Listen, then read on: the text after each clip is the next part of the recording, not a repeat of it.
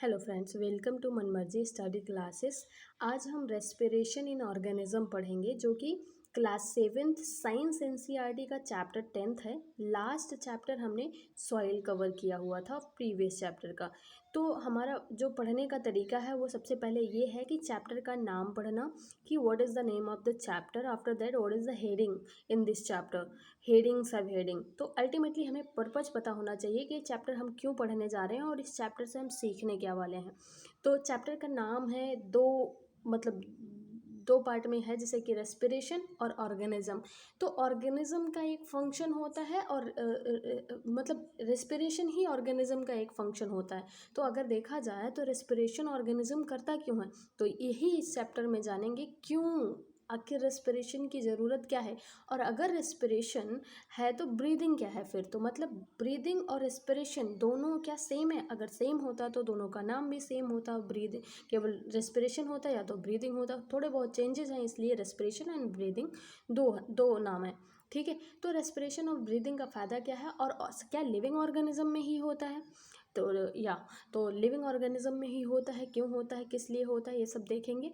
और कैसे होता है, तो रेस्पिरेशन सिस्टम भी देखेंगे। तो चैप्टर का नाम तो हमने देख लिया। हेडिंग में अगर देखा जाए तो सबसे पहले हम एक बार गो थ्रू कर लेते हैं चैप्टर। तो पहला जो है वो क्या है कि वाई डू वी रिस्पायर, आखिर हमें रिस्पायर करने की आवश्यकता क्यों होती है। ठीक है, तो इसमें हम देखेंगे कि उस सेलुलर रेस्पिरेशन, और जैसे कि जितने भी सेल्स ऑफ ऑल ऑर्गेनिज्म होते हैं, जो ऑर्गेनिज्म होते हैं जो सेल्स से बने होते हैं, वो मतलब रेस्पिरेशन क्या सेलुलर रेस्पिरेशन है, क्या सेल वाले ही ऑर्गेनिज्म से ही होते हैं? हाँ, सेल वाले ही ऑर्गेनिज्म से सेलुलर रेस्पिरेशन होता है। तो इसे हम क्या कह सकते हैं, दो पार्ट में डिवाइड कर सकते हैं, aerobic respiration and anaerobic respiration.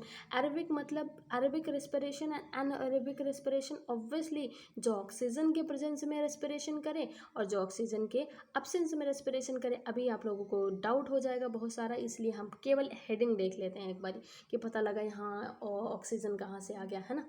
तो देख लेते हैं एक बारी। तो दूसरा है ब्रीदिंग। पहला कि हमें आवश्यकता क्यों है रिस्पायर करने का, दूसरा ब्रीदिंग क्या होता है। और अगला जो हेडिंग है हमारा वो है हाउ डू वी ब्रीथ। अब हम ब्रीथ करते कैसे हैं, ठीक है। और ब्रीथ कैसे करते हैं तो पूरा एक फंक्शन बता रखा है रेस्पिरेटरी सिस्टम में। ब्रीदिंग एक पार्ट है रेस्पिरेटरी सिस्टम का। And what do we breathe out, और हम क्या ब्रीथ आउट करते हैं, ब्रीथ इन करते हैं, ब्रीथ आउट करते हैं। तो ब्रीथ इन करने पे कुछ गैसेस हम लेते हैं एटमॉस्फेयर से, है ना, और ब्रीथ आउट करने पे हम अपने बॉडी से कुछ जो है बाहर निकालते हैं, राइट। तो अगली हेडिंग जो है वो breathing in other animals. Obviously organism की बात करें तो ऑर्गेनिज्म में केवल ह्यूमन बीइंग तो आते नहीं हैं, अदर एनिमल भी आते हैं। तो अदर एनिमल में कॉकरोच, अर्थवॉर्म एंड बहुत सारे स्मॉल इंसेक्ट्स एट्सेट्रा सभी आ जाएंगे। ब्रीदिंग अंडर वाटर, हाँ, तो कुछ एनिमल अंडर वाटर भी रहते हैं, तो उनके लिए भी ब्रीदिंग रिक्वायर होती है। Do plants also respire, obviously plant पे ही तो सब कुछ निर्भर है, प्लांट भी रिस्पायर करते हैं। तो अल्टीमेटली हम देख रहे हैं कि इस चैप्टर से इतने सारे वर्ड सीखने वाले हैं, और हमारा मेन फोकस होता है कि हम इस चैप्टर से सीखने क्या वाले हैं। अल्टीमेटली चैप्टर को हम ब्रेक करते हैं कि चैप्टर क्या है, क्यों है, कैसे है।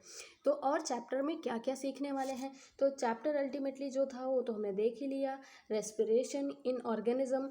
और इसमें हम कीवर्ड जो सीखने वाले हैं, aerobic respiration, anaerobic respiration, breathing rate, और क्या है सेलुलर रेस्पिरेशन, और क्या है डायाफ्राम, और क्या है एक्सलेशन, और गिल्स, और क्या है लंग्स, इनहेलेशन, और sparkles and trachea and ribs. ये सारे ही हमारे बॉडी का एक फंक्शन है, जिसके थ्रू अल्टीमेटली लास्ट में चैप्टर के कंक्लूजन क्या निकलने वाले हैं वो अभी हम चैप्टर पे फोकस करने वाले हैं।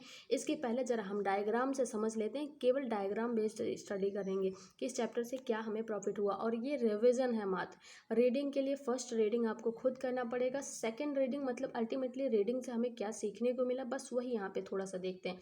तो जहाँ जहाँ ये मार्क किया हुआ है वही वही हम चीज़ देखेंगे। तो पहला ये है कि व्हाई डू वी रिस्पायर, हमें रिस्पायर करने की ज़रूरत क्या होती है, हमें मीन्स ऑर्गेनिज्म को। क्योंकि ऑर्गेनिज्म जो होते हैं वो माइक्रोस्कोपिक यूनिट से बने होते हैं, जिसे सेल कहा जाता है। और सेल किसी भी बॉडी में smallest structure of functional unit होता है। ऑर्गेनिज्म का। इसीलिए इस क्यों स्मॉलेस्ट स्ट्रक्चर मतलब बॉडी का स्ट्रक्चर और फंक्शनल यूनिट होता है। तो फंक्शन क्या करता है, फंक्शन में सर्टेन फंक्शंस करता है, परफॉर्म करता है, जैसे कि न्यूट्रिशन मतलब क्या, जो इंजेक्शन होता है, इंजेक्शन से क्या होता है, डाइजेशन होता है, डाइजेशन से क्या होता है, ट्रांसपोर्टेशन होता है, एसिमिलेशन होता है, और फिर एक्सक्रिएशन होते हैं। ये सारे जो फंक्शंस हैं ये किसी भी ऑर्गेनिज्म का फंक्शन है। ऑर्गेनिज्म ये फंक्शन करते क्यों हैं, क्योंकि वो फूड को इनटेक करते हैं। अब इन फंक्शन को परफॉर्म करने के लिए उन्हें एनर्जी की आवश्यकता होती है ना। एनर्जी कहाँ से मिलेगी, ईटिंग, स्लीपिंग, रीडिंग, है ना, ये सारे काम करने के लिए क्या होता है, एनर्जी की रिक्वायरमेंट होती है। तो एनर्जी अल्टीमेटली कहाँ से आती है, हम सभी जानते हैं कि हमारे पेरेंट्स हमें रेगुलरली खाने के लिए इंसिस्ट करते हैं तो क्यों, क्योंकि फूड के पास बहुत सारे एनर्जी स्टोर्ड होते हैं, है ना, जो कि क्या होते हैं रेस्पिरेशन के समय क्या होते हैं कि वो रिलीज होते हैं। फूड में जो एनर्जी होती है वो रेस्पिरेशन के दौरान ही रिलीज होती है ना। तो ऑर्गेनिज्म रिस्पायर करता है एनर्जी पाने के लिए। तो अल्टीमेटली रेस्पायरेशन क्यों होती है, एनर्जी फॉर्म करने के लिए, है ना, एनर्जी प्रोड्यूस करने के लिए, किससे, फूड से। और ब्रीदिंग क्या होता है, ब्रीदिंग को मतलब एक तरीके से सांस लेना और छोड़ना होता है। तो रेस्पिरेशन का ही पार्ट ब्रीदिंग हो गया। तो अभी आप लोगों को ब्रीदिंग और रेस्पिरेशन में कन्फ्यूजन तो नहीं हो रहा, क्योंकि रेस्पिरेशन जो होता है वो एक तरीके का केमिकल चेंज है, लेकिन ब्रीदिंग एक फंक्शन है। लाइक ब्रीदिंग में सांस लेना, सांस छोड़ना होता है, और रेस्पिरेशन में ही फूड को ब्रेक किया जाता है एनर्जी पाने के लिए, राइट।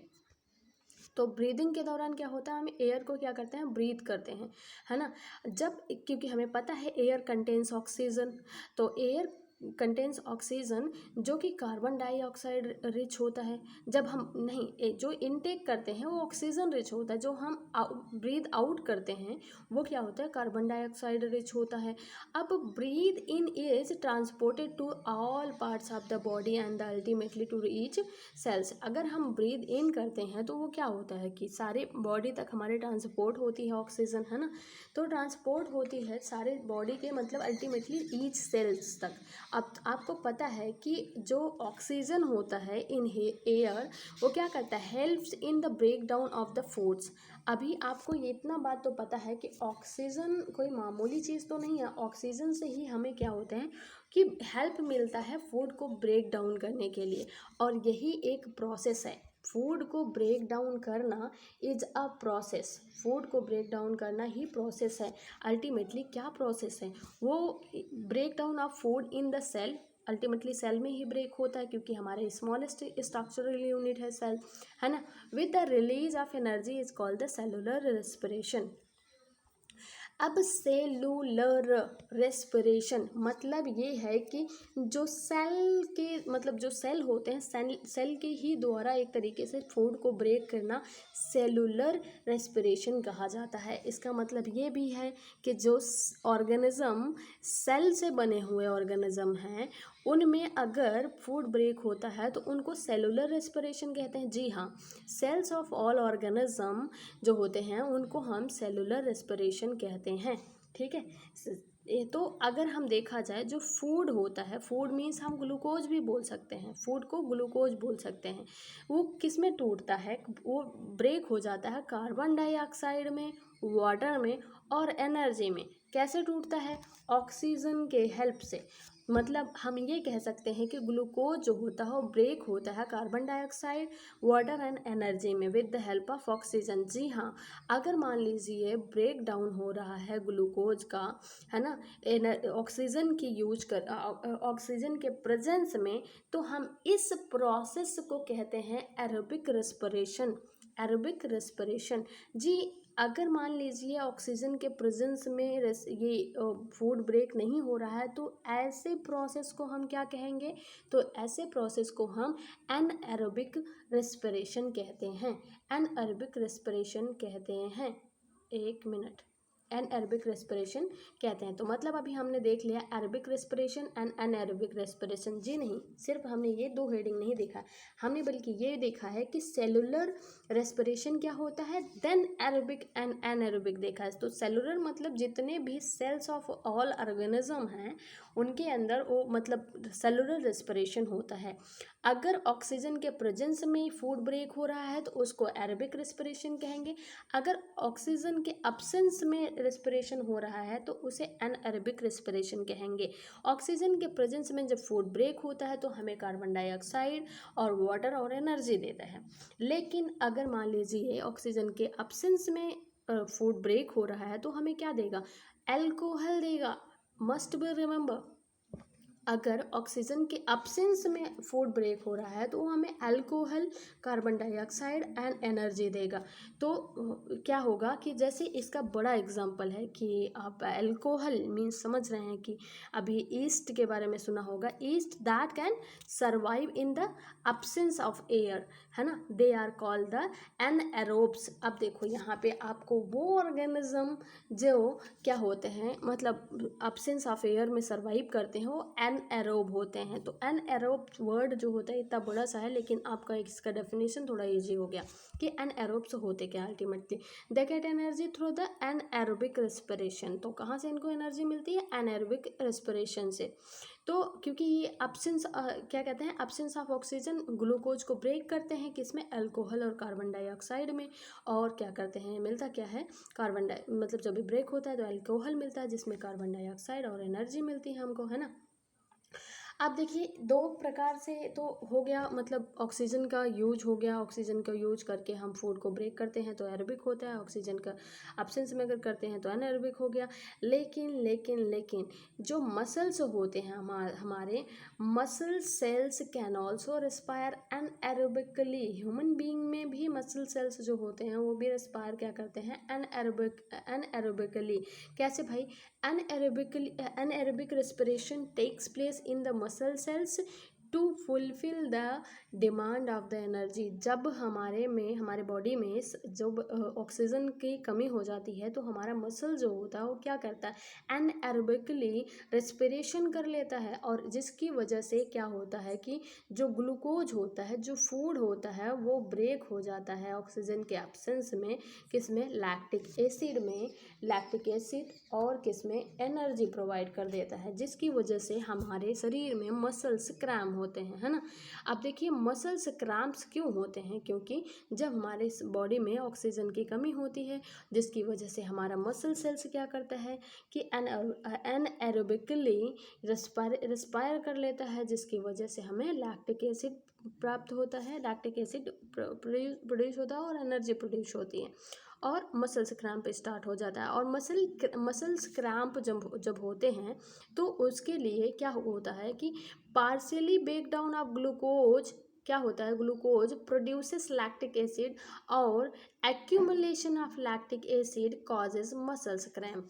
अब ये वाली लाइन इंपॉर्टेंट है, आप इसको देख सकते हैं कि अगर मान लीजिए एक्यूमुलेटली लैक्टिक एसिड कॉजेज होते हैं किस चीज़ के, मसल्स क्रैम्प के, और इनसे हमें मसल्स क्रैम्प से रिलीफ पाना है तो हमें क्या करना चाहिए कि हम हॉट वाटर को क्या कर सकते हैं, उससे नहा लें या फिर मसाज करवा लें। इसकी वजह से हमारा क्या हो जाता है, हॉट वाटर और या फिर मसाज जो होता है वो इम्प्रूव कर देता है सर्कुलेशन ऑफ ब्लड को, है ना। और रिजल्ट में क्या होता है, supply of oxygen to the muscle cells increase हो जाता है।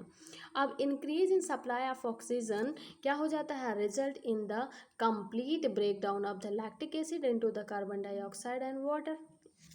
तो ये चीज़ याद रखना कि जब हमें ऑक्सीजन की कमी होती है तो दिक्कत होती है।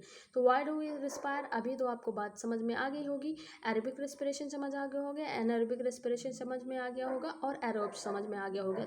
इधर हमें 3 हेडिंग्स क्लियर हो गया है, राइट। तो हमें आगे अब ब्रीदिंग का देखना है। तो यहाँ पे एक छोटा सा क्रीमी बॉक्स था, है ना। क्रीमी बॉक्स इंपॉर्टेंट इसलिए है क्योंकि हमें एनएरोबिकली जो भी एरोब्स होते हैं, एनएरोब्स होते हैं, वो जो ऑर्गेनिज्म होते हैं वो सिंगल सेल्ड ऑर्गेनिज्म होते हैं और वो इंस्पायर कैसे करते हैं, एनएरोबिकली करते हैं ना। डूरिंग दिस प्रोसेस क्या होता है, yield alcohol, they are therefore used to make wine and the beer. अब यहाँ पे ये जो हम वाइन और बियर मतलब जो हमारे यहाँ लोग पीते हैं, मतलब लोग पीते हैं जो वाइन और बियर, वो अल्टीमेटली ऐसे ही प्रोसेस से बनता है। तो चलो आगे ब्रीदिंग प्रोसेस देख लेते हैं। उससे पहले एक क्वेश्चन सा देख लेते हैं। Do this activity under the supervision of your teacher. अपने टीचर के सुपरविजन में ही एक एक्टिविटी करनी है। एक्टिविटी करने के लिए यहाँ पे थोड़ा सा हम देख लेते हैं, पूरी एक्टिविटी नहीं देखेंगे। ब्रीदिंग का एक्चुअली मतलब होता है कि एयर रिच इन oxygen giving out air rich इन कार्बन डाइऑक्साइड। मतलब हम जब हम क्या करते हैं, ब्रीथ करते हैं तो टेकिंग क्या करते हैं, टेक करते हैं एयर को, कौन सा, ऑक्सीजन रिच एयर टेक करते हैं, और ब्रीद आउट करते हैं क्या, carbon dioxide rich air. Okay, तो इस प्रोसेस को ही कहा जाता है इनहेलेशन एंड एक्सहेलेशन। इनहेलेशन मतलब oxygen rich air and exhalation मतलब कार्बन डाइऑक्साइड रिच एयर। ठीक है, तो इनहेलेशन और exhalation is a process of breathing. ठीक है, तो जितने भी number of times a person breathe in a minute is termed as the breathing rate. अब देखिए कि ये ब्रीदिंग जो होता है वो एक इनहेलेशन एक एक्सहेलेशन, मतलब इन अ 1 मिनट एक जो पर्सन होता है वो क्या करता है, ब्रीद लेता है। उस ब्रीदिंग मतलब breathing in a minute actually call the breathing rate, है ना। ब्रीदिंग क्या होता है कि inhalation and exhalation actually takes place alternatively, है ना, अल्टरनेटली। तो ये क्या होता है, एक के बाद एक होता है ना। तो ब्रीदिंग का मतलब अब समझ में आ गया कि ए इनहेलेशन प्लस 1 एक्सहेलेशन, तो ये क्या हो गया, एक तरीके से ब्रीदिंग रेट हो गया। अब एक छोटी सी एक्टिविटी है। एक्टिविटी में मतलब थोड़ा स्लो चलना, थोड़ा तेज़ चलना, मतलब ब्रिस्क वॉक करना। तो जब हमें क्या होता है कि मतलब पर्सन जब एक्स्ट्रा काम करता है, तेज चलता है, फास्ट चलता है, एक्सरसाइज करता है, तो उसको एक्स्ट्रा मतलब एनर्जी की रिक्वायर होती है ना। तो एक्स्ट्रा एनर्जी की रिक्वायर होती है, तो जब तेज फास्ट काम करता है तो क्या होता है, ब्रीथ भी फास्ट करेगा, और उसका रिजल्ट क्या होता है कि मोर ऑक्सीजन प्रोड्यूस हो जाता है। मोर ऑक्सीजन प्रोड्यूस हो जाता है तो सप्लाई ज़्यादा होता है सेल को ऑक्सीजन, है ना। तो अब देखिए क्या होता है, speed up to the break down of the food and more energy is released. जब जैसे कि हम ज़्यादा काम कर रहे होते हैं तो हमें भूख जल्दी से लग जाती है, हम बोल रहे होते हैं कंटिन्यूअसली तो हमें भूख जल्दी से लग जाती है, क्योंकि हमें एनर्जी ज़्यादा हमारी एनर्जी ज़्यादा यूज्ड हो रही है ना। और क्या होता है जिसकी वजह से फूड जल्दी जल्दी ब्रेक होते जाते हैं और हमें भूख लगती जाती है। तो और हमें थकान भी फील हो जाती है, फील्स ड्राउजी वगैरह एक्सेट्रा। एक्टिविटी है कुछ, इसमें बोला जा रहा है सबसे ज़्यादा एनर्जी किस में लगती है, तो भागने में सबसे ज़्यादा एनर्जी लगती है। और फिर क्या किस में लगती है, बर्तन धुलने में, या फिर छत पे चढ़ने में, वॉक करने में, स्लीपिंग में, रीडिंग में। तो सबसे कम एनर्जी जो है स्लीपिंग में लगती है, और सबसे ज़्यादा एनर्जी भागने में लगती है। उसके बाद बर्तन धुलने में लगेगी, उसके बाद वो वॉक चढ़ने में लगेगी, वॉक करने में लगेगी, फिर पढ़ने में लगेगी। तो आप नंबरिंग कर सकते हैं इसमें। तो ये एक्टिविटी है, एक्टिविटी से क्या ही सीखना है, तो फटाफट देख लेते हैं। How do we breathe. तो उसके पहले हमें एक क्रीमी बॉक्स देखना है। क्या, on an average an adult human beings, मतलब एवरेज इसमें कहा जा रहा है कि ब्रीथ्स जो होता है किसी एडल्ट का एवरेज जो होता है वो 15 to 18 टाइम्स होता है इन अ मिनट। लेकिन अगर हैवी एक्सरसाइज वगैरह कर दिया जाए तो वही क्या हो जाता है, इसका मतलब ब्रीदिंग का जो फंक्शन है वो इंक्रीज हो जाता है, वो 25 मिनट पर मिनट हो जाता है, मतलब 25 टाइम्स पर मिनट हो जाता है ब्रीदिंग। तो चलिए देख लेते हैं कि Paheli want to know why we yawn when we are sleepy और ड्राउजी, मतलब हमें क्यों जमाइयाँ आती हैं जब हम स्लीपी और ड्राउजी थोड़ा सा फील कर रहे होते हैं। तो ऑब्वियसली थोड़ा सा क्या होता है कि ऑक्सीजन कम होता है और फूड सारे क्या हो जाते हैं और ब्रेक डाउन हो चुके होते हैं, हमें ऑक्सीजन की कमी फील होती है और हमें थकान लगती है, हमारी एनर्जी यूज्ड हो चुकी होती है, जिसकी वजह से ऐसा होता है। लेकिन देख लेते हैं हाउ डू वी ब्रीथ, हम कैसे ब्रीथ करते हैं। तो एक फंक्शन होता है normally we take in air through और नॉस्ट्रेल मतलब एक तरीके से आप फंक्शन पूरा देखेंगे अगर मान लो रेस्पिरेटरी सिस्टम का, तो क्या होता है, नॉस्ट्रेल मतलब नाक से हम ब्रीद आउट करते हैं। उसके बाद नेजल कैविटी आती है, नेजल कैविटी के बाद क्या होता है कि हमारा लंग्स आता है, लंग्स के बाद चेस्ट कैविटी आती है, और पूरा एक ब्रीद लेने का फंक्शन होता है और एक डायाफ्राम होता है। ये पूरा हमारे शरीर का ही एक स्ट्रक्चर है, nostril, nasal cavity, lungs, chest cavity and diaphragm. अब आप यहाँ पे मतलब कंफ्यूज नहीं होना है, क्योंकि ये रेस्पिरेटरी सिस्टम का पार्ट है। आपने अगर जैसे डाइजेस्टिव सिस्टम का पार्ट पढ़ा है ना, वोकल कैविटी वगैरह, वैसे ही जो है रेस्पिरेटरी सिस्टम का ही पार्ट है, क्योंकि नोज से ही हम लेते हैं एयर। तो नोज के जितने भी पार्ट हैं वो क्या होता है, नॉस्ट्रिल के बाद नेजल कैविटी, फिर लंग्स से, फिर चेस्ट से क्रिएटेड होगी, फिर डायफ्राम होगा। अल्टीमेटली एक सांस लेने में इन सब का एक थोड़ा थोड़ा काम आएगा, है ना। ड्यूरिंग इनहेलेशन, जब हम इनहेल करते हैं एयर को, जब हम एक्सहॉल करते हैं तो एयर को, तब क्या होता है, जब हम इनहेल करेंगे मतलब एक सांस जब लेते हैं हम, है ना, जब एक सांस लेते हैं तो जो हमारा रिब्स है, रिब्स मतलब जो हमारा मतलब रिब केज है, और अल्टीमेटली बॉडी में जो है ऐसे ऐसे रिब केज जो बने होते हैं ना चेस्ट पे, तो वो क्या होता है, मूव करता है, वो ऊपर के साइड उड़ जाता है ना। और जो डायाफ्राम होता है वो डाउन के साइड मतलब डाउन के साइड मूव करता है। तो जब हम सांस लेते हैं रिब्स जो होता है ऊपर के साइड उड़ जाता है, मतलब थोड़ा सा फैल जाता है, और डायाफ्राम हमारा डाउन हो जाता है। बीच में क्या हो जाता है, जो हमारा नेजल कैविटी होता है वहाँ गैप होता है, जिसकी वजह से एयर भर जाता है, और जैसे हम उस सांस को छोड़ देते हैं, रिब्स जो हमारा होता है वो डाउन की तरफ मूव हो जाता है, मतलब छोटा हो जाता है ना, जो फैला होता है वो सिकुड़ जाता है ना। और उसके बाद डायफ्राम जो होता है हमारा ऊपर मूव कर देता है, जो कैविटी जो होल हुआ रहता है वहाँ पे, वो क्या होता है कि जगह कवर हो जाती है और फिल हो जाता है। तो अल्टीमेटली एक सांस लेना, एक सांस छोड़ने में, ये हमारे जो भी चेस्ट फंक्शन है ये ऐसे ही होते हैं, मतलब रिब केज का उठना और डायफ्राम का डाउन जाना, और रिब केज का क्या होता है, डाउन मूव होना, और डायफ्राम का अप साउड मूव होना, ये पूरा फंक्शन होता है एक ब्रीदिंग में। ठीक है। अब देखिए, स्मोकिंग करने से हमारा लंग्स खराब हो सकता है, इसलिए स्मोकिंग से कैंसर हो सकता है, इसलिए हमें स्मोकिंग को अवॉइड करना चाहिए। ये रहा हमारा लंग्स। अब आपको यहाँ पे दिखेगा कि ये ट्रैकिया और ये लंग्स, ये रिब्स, आपको ये रिब दिख रहा है और ये लंग्स दिख रहा है और ये ट्रैकिया दिख रहा है। ठीक है। अब आगे देखते हैं एक बारी क्या होता है कि फेरिंग्स ऊपर हो गया, और ये यहाँ पे आपको प्रॉपर समझ में आएगा, ये हमारा क्या है, ये हमारा नॉस्ट्रिल है और ये हमारा नेजल कैविटी है, मतलब जो हमारा नेजल पैसेज है वो हो गया, है ना। और ओरल कैविटी इधर हो गया। ठीक है। और ये हमारा फेरिंग्स हो गया, और ये हमारा ट्रैकिया हो गया, और हमारा लंग्स हो गया। अब यहाँ पे एक एक्टिविटी बनी होगी जिससे हमें पूरा एक प्रोसेस समझ में आ जाता है। जब हम एयर को इनटेक करते हैं तो इस तरीके से हमारा रिब केज फैल जाता है और ऊपर मूव कर जाता है। जब हम एयर को आउट करते हैं, ब्रीथ आउट करते हैं, तब हमारा इस तरीके से लंग्स जो होता है वो क्या हो जाता है, डायफ्राम जो होता है वो बैक मूव हो जाता है और एक्सहेलेशन हो जाता है। ठीक है। तो यहाँ पे प्रॉपर आपको समझ में आ गया, एक ब्रीद जब करते हैं हम, और ब्रीद इन करते हैं, ब्रीद आउट करते हैं। तो यहाँ पे एक क्रीमी बॉक्स लिखा हुआ, क्रीमी बॉक्स है, क्रीमी बॉक्स में देख लेते हैं कि क्या होता है।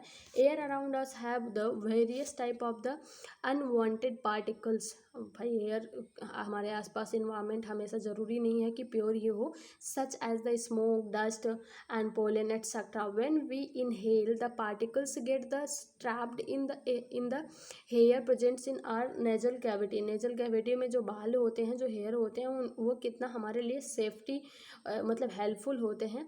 However, sometimes these particles may get past the hair in the nasal cavity, and what happen, this may irritate the lining of the cavity, as a result of which we sneeze. अब देखिए यहाँ पे आपको एक सीखने को मिला, क्या स्नीज क्यों आता है। अब अगर आप क्रीमी बॉक्स को पढ़ते हैं तो हर क्रीमी बॉक्स में एक नया इन्फॉर्मेशन होता है। तो स्नीजिंग क्यों होती है कि जो हमारा नोज में एयर है, सभी डस्ट पार्टिकल को क्या करते हैं, स्टॉप करते हैं, ब्रेक मतलब रोक लेते हैं। अगर मान लीजिए कुछ जो पार्टिकल्स हैं वो पास्ड हो जाते हैं, चले जाते हैं अंदर, तो हमें क्या होते हैं, एक लाइनिंग क्रिएट कर देते हैं, जिसकी वजह से हमें स्नीजिंग आती है ना। तो इन पार्टिकल से बचने के लिए हमें मास्क वगैरह का यूज करते हैं हम, है ना। और क्या करते हैं कि हमारा इन्वायरमेंट हमें स्वच्छ रखना चाहिए, साफ़ सुथरा रखना चाहिए। तो अभी हमें समझ में आ गया एक्सपेंशन ऑफ द लंग्स। हाँ ठीक है, एक्सपेंशन कैसे होता है और क्या होता है। इनहेल करते हैं जब हमारा, तो एक्सपेंशन हो जाता है, और जो एक्सहेल करते हैं तो हमारा क्या हो जाता है, एक्सपेंड करने के बजाय वो क्या हो जाता है, रिमूव हो जाता है वापस। तो what do we breathe out, अब हम ब्रीद इन में तो देख लिया कि ऑक्सीजन रिच लेते हैं एयर, तो ब्रीद आउट में तो कार्बन डाइऑक्साइड छोड़ देते हैं ना। तो उसके पहले हम एक छोटा सा क्रीमी बॉक्स देख लेते हैं जो हमारा breathe for the better life है। तो क्रीमी बॉक्स में देखिए कुछ ना कुछ सीखने को ज़रूर मिलेगा। रेगुलर ट्रेडिशनल ब्रीदिंग एक्सरसाइज क्या होता है, can increase the capacity of the lungs to take in more air and thus more oxygen can be supplied to the body cells resulting in release of more energy। इसलिए तो आपको समझ आ गया होगा कि एक्सरसाइज करना किस लिए हम ज़रूरी होता है। हमें एक्सरसाइज करने से हमें क्या होता है, एनर्जी ज़्यादा मिलती है, लाइक ऑक्सीजन ज़्यादा जाता है तो फूड ज़्यादा ब्रेक होती है, तो फूड ज़्यादा ब्रेक होता है तो हमें एनर्जी मतलब खाना और भूख लगती है और हम और खाना खाते हैं जिससे हम एक्टिव रहते हैं और हमें काफ़ी एनर्जी मिलती है।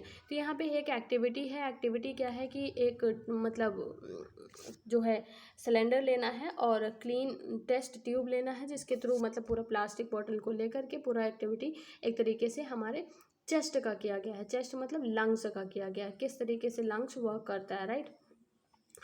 तो अब एक क्रीमी बॉक्स और आ जाता है। तो क्रीमी बॉक्स में देख लेते हैं percentage of the oxygen and carbon dioxide जब हम इनहेल करते हैं, जब हम एक्सहेल करते हैं। जब हम इनहेल करते हैं तो 21% ऑक्सीजन मिलता है और जब हम एक्सहेल करते हैं 16.4% ऑक्सीजन निकलता है ना, लंग्स के थ्रू। लेकिन 0.04% कार्बन डाइऑक्साइड हमें मिलता है, एक्सहेल कर लेते हैं हम, और 4.4% कार्बन डाइऑक्साइड एक्सहेल करते हैं। तो ये हमारा क्रीमी बॉक्स था एक छोटा सा।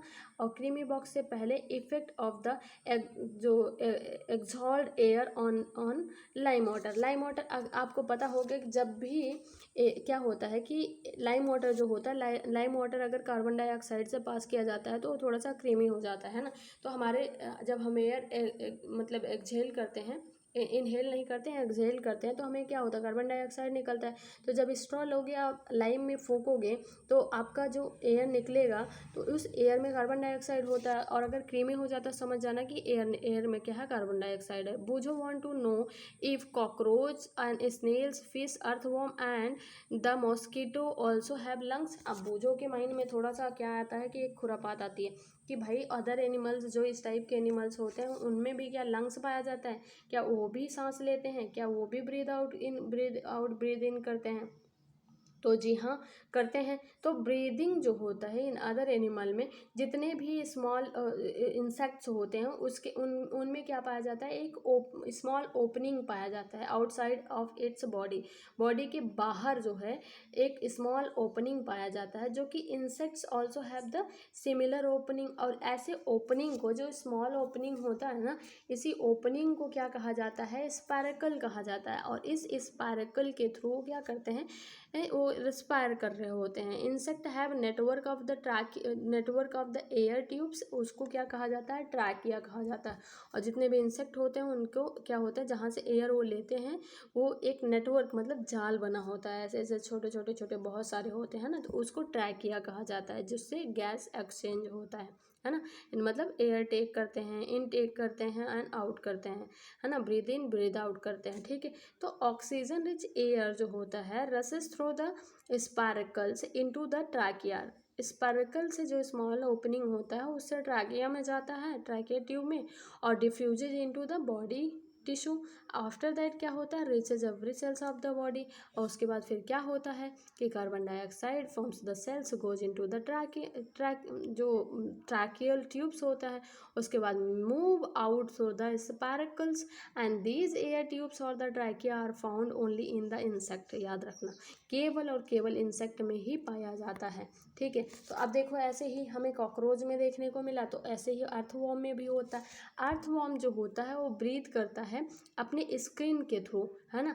स्किन में क्या होता है, अर्थवॉर्म फील करता है मॉइस्ट एंड स्लीमी, है ना, मतलब टच करने पे ऐसा। Gases can easily pass through them, है ना, उससे क्या होता है, गैस पास हो जाता है। और ऐसे ही फ्रॉग्स होते हैं, frogs have also pair of the lungs like the human beings, जैसे ह्यूमन बींग्स भी होते हैं वैसे ही, है ना। और उनके स्किन जो होते हैं वो मॉइस्ट एंड स्लिपरी होता है, जिसके थ्रू वो एयर लेते हैं, इन करते हैं, आउट करते हैं। बोजो has also seen in a television programmes that whales and the dolphins often come up to the water surface and they even release a क्या करता है कि fountain of the water sometimes while moving upward why do they do. अब इनके mind में आ गया dolphin और किसके बारे में, डॉल्फिन और वेल्स के बारे में। वो भी जब ऊपर आते हैं तो जैसे बुलबुले नहीं आते हैं ऐसे करता रहता है। तो चलो देख लेते हैं कि अंडर वाटर जो होते हैं जो भी फिश वगैरह होती हैं वो ब्रीदिंग कैसे करती हैं। तो आपको पता है गिल्स के थ्रू फिश जो होता है ऑक्सीजन लेता है, डिजॉल्व मतलब ऑक्सीजन लेता है जो कि वाटर में डिजॉल्व होता है। गिल्स एक्चुअली जो है एक प्रोजेक्शन होता है। प्रोजेक्शन किसका, मतलब स्किन का होता है। ये फिश के स्किन के बाहर जो मतलब ये निकला होता है प्रोजेक्शन होता है, इसको बाहर के साइड जो निकला होता है यही होता है प्रोजेक्शन। से गिल्स क्या करता है, well supplied with the blood vessels, है ना, जो कि एक्सचेंज करता है गैसेस को। तो अब समझ में आ गया कि जो वाटर में होते हैं वो कैसे ऑक्सीजन डिजॉल्व वाटर मतलब वाटर डिजॉल्व ऑक्सीजन कैसे लेते हैं ना। In the cells oxygen is use to the break down the glucose into the carbon dioxide and water into the other organism. अब आपको पता चल गया कि सेल्स क्या करता है, ग्लूकोज को कार्बन डाइऑक्साइड और वाटर में तो ब्रेक कर देता है। तो ऐसे अदर ऑर्गेनिज्म में भी सेम होता है। एंड क्या करते हैं the leaves of the plants. अब अगला क्या होगा कि हमें प्लांट्स के बारे में देखना है कि क्या प्लांट्स भी मतलब रेस्पिरेशन सिस्टम करते हैं, नहीं करते हैं। तो ऑब्वियसली प्लांट में जो पत्तियां होती हैं ना, पत्तियों के पास एक वो होता है स्टोमेटा होता है ना, पोर होता है। पोर को ही स्टोमेटा कहा जाता है जो कि exchange of oxygen and carbon dioxide का काम करता है। तो अब वो जो पहेली के मन में कुछ आता है सवाल, Paheli want to know whether roots which are the underground also take in oxygen, if so how। मतलब अगर रूट जो होते हैं क्या वो भी ऑक्सीजन लेते हैं। तो देख लीजिए एक बार, सॉइल पार्टिकल्स से होते हैं ना, सॉइल पार्टिकल्स, रूट हेयर्स और एयर स्पेस, सारे ये डायग्राम में आपको समझ में आ रहा होगा। तो जी हाँ, जो हमारे रूट होते हैं उससे क्या होता है, मिनरल्स एंड वाटर क्या करता है, ट्रांसपोर्ट करता है रूट कहाँ, पत्तियों के पास तक, है ना। तो उसमें भी एयर होते हैं जिसके थ्रू ऑक्सीजन उनको मिल जाता है। ठीक है, तो इस चैप्टर में हमने क्या सीखा पूरा हमने देख ही लिया है। कितना टाइम हो गया है अगर देखा जाए तो हाफ आवर हो गया है। तो अब अगर हमें समरी देखना होगा तो पूरे चैप्टर में क्या सीखा, तो हमें अल्टीमेटली हम यही देखते हैं कि पहला रीडिंग खुद से करो, दूसरा रीडिंग क्या करो, सिर्फ यही रिवाइज कर लो, इससे पूरा चैप्टर समझ में आ जाता है। तो पहला क्या देखा हमने, रेस्पिरेशन देखा। तो रेस्पिरेशन जो होता है essential for the survival of the living organism. तो रेस्पिरेशन किसके लिए आवश्यकता है, जितने भी सर्वाइविंग ऑफ लिविंग ऑर्गेनिज्म है उनके लिए, क्योंकि ये रिलीज करती है एनर्जी। एनर्जी किससे रिलीज करता है, फूड से। अब ऑक्सीजन भी है, जब हम ऑक्सीजन इनहेल करते हैं तो वो किस लिए यूज होता है कि क्या होता है, ब्रेक डाउन ग्लूकोज, ग्लूकोज को ब्रेक डाउन करने के लिए किस में, into the carbon dioxide obviously and water. जब हम फूड को ब्रेक डाउन करते हैं कार्बन डाइऑक्साइड और वाटर में तो हमें एनर्जी मिल जाती है, energy released in the process, इस प्रोसेस में रिलीज हो जाती है। अब आगे देखिए क्या होता है, ब्रेक डाउन ऑफ ग्लूकोज क्या करता है, ऑकर इन द सेल्स, किसमें, सेल में होता है, किसके, एन ऑर्गेनिज्म के। तो ऐसे प्रोसेस को ही सेलुलर रेस्पिरेशन कहते हैं। ठीक है, अगला पॉइंट क्या है, food is break down with the use of oxygen. अरे अगर यूज ऑफ ऑक्सीजन कर रहा है तो इसका मतलब अब्सेंस ऑफ ऑक्सीजन भी होगा, तब क्या होता है, एरोबिक रेस्पिरेशन होता है। Break down occurs without the use of oxygen, तो क्या होता है, एनारोबिक रेस्पिरेशन होता है। अगर ड्यूरिंग हैवी एक्सरसाइज क्या होता है कि supply of oxygen to our muscles cells is insufficient. अगर हम कोई हैवी एक्सरसाइज करते हैं तो इतना मतलब ऑक्सीजन का सप्लाई इनसफिशिएंट हो जाता है। तो फूड क्या करता है, food break down into the anaerobically respiration, तो जिसकी वजह से लैक्टिक एसिड प्रोड्यूस होता है। ये तो हमने बात कर ही लिया था। अब हमें ब्रीदिंग के बारे में जानना है। तो ब्रीदिंग एक पार्ट है किसका, प्रोसेस ऑफ रेस्पिरेशन का। क्या, कब, during which an organism takes in the oxygen rich air and gives out air rich in the carbon dioxide, है ना। तो जब हम सांस लेते हैं सांस छोड़ते हैं, तो सांस लेते हैं जब हम ऑक्सीजन रिच लेते हैं और सांस छोड़ते हैं जब हम कार्बन डाइऑक्साइड रिच छोड़ते हैं, राइट। तो जो रेस्पिरेटरी ऑर्गन्स हैं फॉर एक्सचेंज ऑफ गैसेस क्या करता है, very in the different organism. तो रेस्पिरेटरी ऑर्गन जो होता है वो क्या होता है, डिफरेंट डिफरेंट ऑर्गेनिज्म में क्या होते हैं, ये वेरी करते हैं, है ना। ड्यूरिंग द इनहेलेशन क्या होता है, इनहेलेशन के दौरान लंग्स हमारा एक्सपैंड होता है ना, and then come back to the original state. एक बार एक्सपैंड होगा और ओरिजिनल स्टेट में फिर बैक हो जाएगा। तो इसको क्या कहते हैं, जब बैक हो जाएगा air moves the during exhalation, है ना। तो इनहेलेशन एक्सपैंड होगा और बैक हो जाएगा ओरिजिनल फॉर्म में, तो एक्सहेलेशन हो जाएगा। Increase the physical activity enhance the rate of breathing. जैसे हम फिजिकल एक्टिविटी इंक्रीज कर दिए, ब्रीदिंग रेट इंक्रीज हो जाएगा। जैसे जनरली अडल्ट में देखा गया है एवरेज जो पर मिनट ब्रीदिंग टाइम्स होता है वो क्या होता है 15 टू 18 अराउंड होता है, लेकिन वही ब्रीदिंग जब एक्सरसाइज इंक्रीज हो जाता है तो 25 पर मिनट हो जाता है, राइट। तो in animal like the cow, buffalo, dog and cat, तो respiratory organ and the process of breathing are similar to those in humans. जी हाँ, लगभग सेम होता है। जैसे अर्थवॉर्म में क्या होता है, exchange of gases occur through the moist skin, या अर्थवॉर्म में जो होता है मॉइस्ट स्किन के थ्रू होता है ना। और इन फिशेस इन क्या होता है, it takes place throughout the gills. अगर हम देखें तो अर्थवॉर्म में किससे, मॉइस्ट स्किन से, फिश में कैसे, गिल्स के थ्रू होता है ना। इन insect through the trachea, insect में कैसे होते हैं, ट्रैकिया के थ्रू होते हैं। इन अ प्लांट, अगर प्लांट में देखें तो root takes in air and क्या होता है, प्रेजेंट इन द सॉइल, जो कि प्रेजेंट सॉइल में प्रेजेंट होता है। लीव्स हैव टाइनी पोर्स होता है called the stomata through which they exchange the gases, उसके थ्रू गैसेस एक्सचेंज होता है। और break down of the glucose in the plant cells is similarly to that is other living beings, है ना। तो हमने देखा कि इस पूरे चैप्टर में क्या क्या सीखा, ये पूरा समरी बेस्ड है, एक हमें यही सीखने को मिलता है इस चैप्टर से। तो आशा करते हैं आप लोगों को ये चैप्टर थोड़ा सा नए तरीके से समझ आया है, और जल्द ही हम नेक्स्ट चैप्टर में मिलेंगे, नेक्स्ट चैप्टर को लेकर के मिलते हैं। Have a nice day, bye bye, good night.